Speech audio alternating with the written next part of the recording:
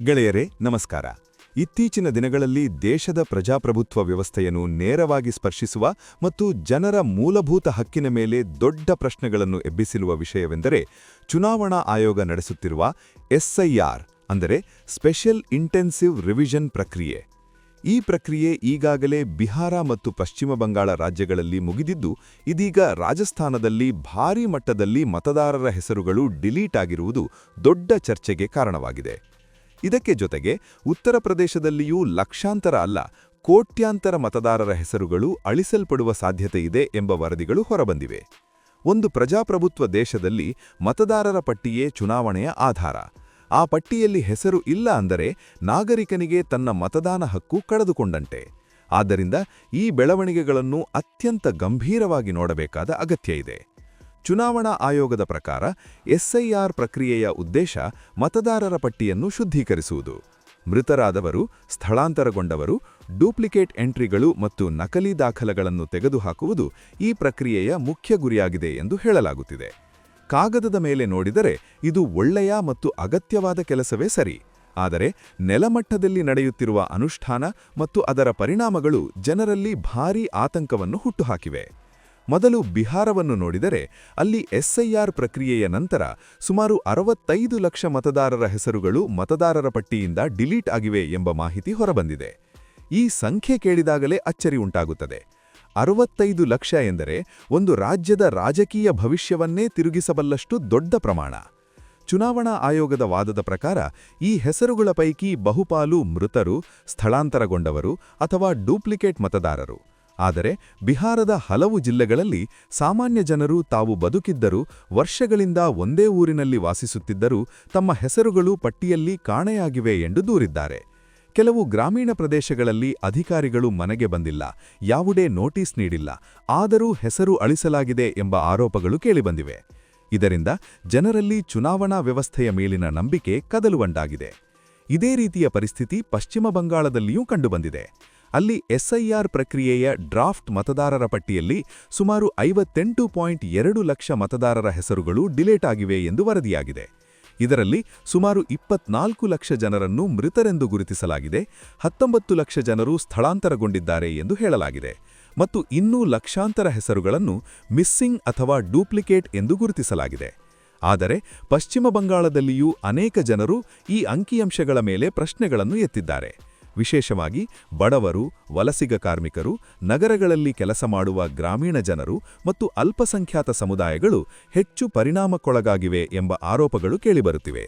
ಕೆಲವರು ಕೆಲಸಕ್ಕಾಗಿ ತಿಂಗಳುಗಟ್ಟಲೆ ಊರಿನಿಂದ ದೂರ ಇದ್ದ ಕಾರಣ ಮನೆಗೆ ಅಧಿಕಾರಿಗಳು ಬಂದಾಗ ಸಿಗಲಿಲ್ಲ ಎಂಬ ಕಾರಣಕ್ಕೆ ಅವರ ಹೆಸರುಗಳನ್ನು ಅಳಿಸಲಾಗಿದೆ ಎಂಬ ಮಾತುಗಳು ಹೊರಬಂದಿವೆ.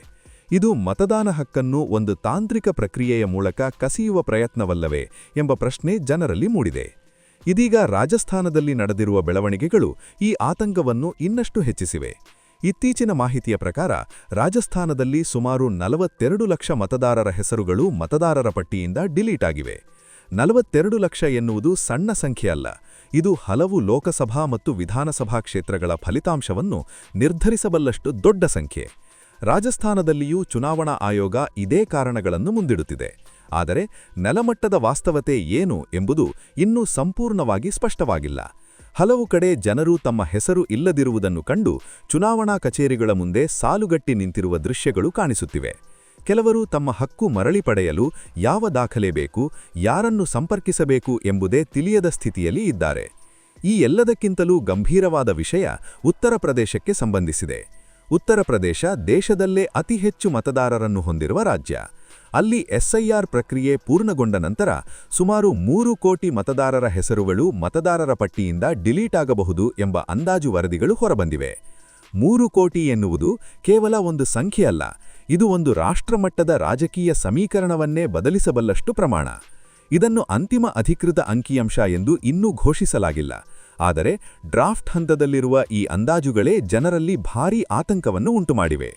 ಉತ್ತರ ಪ್ರದೇಶದಲ್ಲಿ ವಲಸಿಗ ಕಾರ್ಮಿಕರು, ನಗರಗಳಲ್ಲಿ ತಾತ್ಕಾಲಿಕವಾಗಿ ವಾಸಿಸುವ ಜನರು, ಬಡವರು ಮತ್ತು ದಾಖಲೆಗಳ ಕೊರತೆ ಇರುವವರು ಈ ಪ್ರಕ್ರಿಯೆಯಲ್ಲಿ ಹೆಚ್ಚು ಹಾನಿಗೊಳಗಾಗುವ ಸಾಧ್ಯತೆಯಿದೆ ಎಂಬ ಮಾತುಗಳು ಕೇಳಿಬರುತ್ತಿವೆ. ಈಗ ಇಲ್ಲಿ ಒಂದು ಮುಖ್ಯ ಪ್ರಶ್ನೆ ಉದ್ಭವಿಸುತ್ತದೆ. ಮತದಾರರ ಪಟ್ಟಿಯನ್ನು ಶುದ್ಧೀಕರಿಸುವುದು ಅಗತ್ಯವೇ? ಖಂಡಿತವಾಗಿಯೂ ಅಗತ್ಯ. ಆದರೆ ಆ ಪ್ರಕ್ರಿಯೆಯಲ್ಲೇ ಲಕ್ಷಾಂತರ ಅರ್ಹ ಮತದಾರರ ಹಕ್ಕು ಕಸಿಯಲ್ಪಡುತ್ತಿದ್ದರೆ ಅದು ಪ್ರಜಾಪ್ರಭುತ್ವಕ್ಕೆ ಅಪಾಯಕಾರಿಯಲ್ಲವೇ?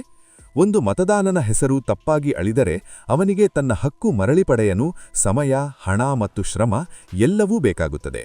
ಎಲ್ಲರಿಗೂ ಅದು ಸಾಧ್ಯವೇ ಎಂಬುದೇ ಪ್ರಶ್ನೆ. ಚುನಾವಣಾ ಆಯೋಗದ ಮೇಲೆ ಜನರಿಗೆ ಅಪಾರ ನಂಬಿಕೆಯಿದೆ. ಆ ನಂಬಿಕೆ ಉಳಿಯಬೇಕಾದರೆ ಇಂತಹ ಪ್ರಕ್ರಿಯೆಗಳು ಪಾರದರ್ಶಕವಾಗಿ, ಮಾನವೀಯವಾಗಿ ಮತ್ತು ಜನಸ್ನೇಹಿಯಾಗಿ ನಡೆಯಬೇಕು. ಪ್ರತಿ ಮತದಾನನಿಗೂ ತನ್ನ ಹೆಸರು ಅಳಿಸುವ ಮೊದಲು ಸ್ಪಷ್ಟ ಮಾಹಿತಿ ನೀಡಬೇಕು. ಆಕ್ಷೇಪಣೆ ಸಲ್ಲಿಸಲು ಸುಲಭ ಮತ್ತು ಸರಳ ವ್ಯವಸ್ಥೆ ಇರಬೇಕು. ಇಲ್ಲವಾದರೆ ಮತದಾನ ಎಂಬ ಪ್ರಕ್ರಿಯೆ ಕೇವಲ ಕೆಲವರ ಪಾಲಿಗೆ ಮಾತ್ರ ಸೀಮಿತವಾಗುವ ಅಪಾಯ ಇದೆ. ಬಿಹಾರ, ಪಶ್ಚಿಮ ಬಂಗಾಳ, ರಾಜಸ್ಥಾನ ಮತ್ತು ಉತ್ತರ ಪ್ರದೇಶದಲ್ಲಿ ನಡೆದಿರುವ ಈ SIR ಪ್ರಕ್ರಿಯೆಗಳು ಮುಂದಿನ ದಿನಗಳಲ್ಲಿ ಇತರ ರಾಜ್ಯಗಳಿಗೂ ವಿಸ್ತರಿಸಬಹುದು. ಆದ್ದರಿಂದ ಈಗಲೇ ಜನರು ಜಾಗರೂಕರಾಗಬೇಕು. ತಮ್ಮ ಹೆಸರು ಮತದಾರರ ಪಟ್ಟಿಯಲ್ಲಿ ಇದೆಯೇ ಎಂಬುದನ್ನು ಪರಿಶೀಲಿಸಬೇಕು. ಅಗತ್ಯವಿದ್ದರೆ ತಕ್ಷಣ ಆಕ್ಷೇಪಣೆ ಸಲ್ಲಿಸಬೇಕು. ಮತದಾನ ಹಕ್ಕು ಒಂದು ಕಾರ್ಡ್ ಅಥವಾ ದಾಖಲೆ ಮಾತ್ರವಲ್ಲ, ಅದು ನಾಗರಿಕನ ಧ್ವನಿ, ಅವನ ಅಸ್ತಿತ್ವ ಮತ್ತು ಅವನ ಗೌರವ. ಈ ವಿಷಯದ ಬಗ್ಗೆ ನಿಮ್ಮ ಅಭಿಪ್ರಾಯ ಏನು ಅನ್ನೋದನ್ನ ಕಾಮೆಂಟ್ನಲ್ಲಿ ತಪ್ಪದೇ ಬರೆಯಿರಿ. ಈ ಮಾಹಿತಿ ಉಪಯುಕ್ತವಾಗಿದೆ ಅಂದರೆ ವಿಡಿಯೋಗೆ ಲೈಕ್ ಮಾಡಿ, ನಿಮ್ಮ ಸ್ನೇಹಿತರಿಗೂ ಶೇರ್ ಮಾಡಿ. ಇಂತಹ ಮಹತ್ವದ ರಾಜಕೀಯ ಮತ್ತು ಸಾಮಾಜಿಕ ವಿಚಾರಗಳನ್ನು ಸರಳವಾಗಿ ತಿಳಿದುಕೊಳ್ಳಲು ನಮ್ಮ ಚಾನೆಲ್ಗೆ ಸಬ್ಸ್ಕ್ರೈಬ್ ಮಾಡಿ. ಬೆಲ್ ಐಕಾನ್ ಒತ್ತೋದನ್ನ ಮರೆಯಬೇಡಿ. ಮುಂದಿನ ಎಲ್ಲ ಅಪ್ಡೇಟ್ಗಳು ನಿಮಗೆ ತಕ್ಷಣ ತಲುಪುತ್ತವೆ. ಮತ್ತೆ ಮುಂದಿನ ವಿಡಿಯೋದಲ್ಲಿ ಭೇಟಿಯಾಗೋಣ. ಧನ್ಯವಾದಗಳು.